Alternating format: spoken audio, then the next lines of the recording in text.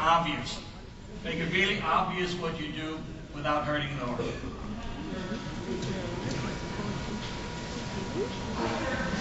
I don't know if you can see it, okay? Yeah, she's good. Okay. What's the first thing she did? She gave a half halt. What's a half halt? Mysterious movement, I know. Mystery. How many half halts are they? I don't know. Infinite number of types of half halts. Okay, what is a half halt?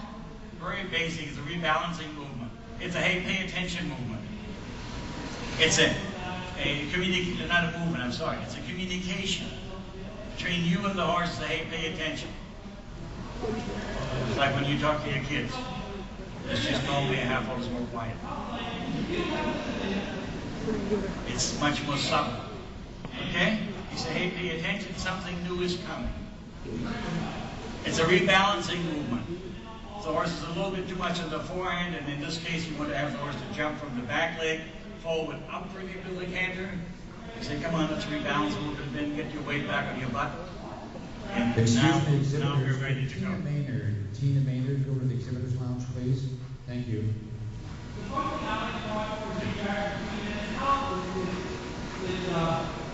Outside leg, a little bit further. To fully answer your question, and I thought that you was showing that here a little bit in front of you. Outside leg was a little bit back, was behind the girth. Inside leg right at the girth. But this time, this horse is already very nicely trained. She can probably do mainly with balance alone. And that's what you want to get to after a while, especially later on when you changes. Clear signals to the horse. Don't confuse them. And now I'm going to take a little bit advantage of, a little bit advantage of Poppy here because Poppy still has to warm up a little bit, so let's use that a little bit. And Poppy, why don't you show it the transition from trot, canter, canter, trot.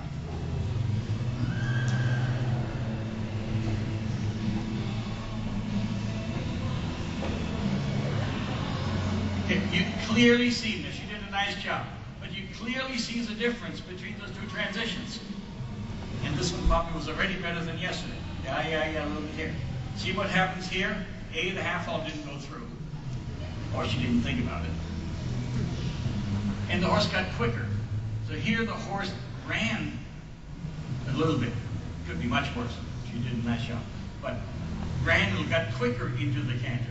Instead of rebalancing, coming back a little bit, said, yes, I am jumping into the canter of my outside hind leg. Oh, I'm going to the canter. Two different horses, two different ways to get into the canter, two different qualities. One is greener. If I had to score it, it would be probably a 2 or 3 point difference in the score.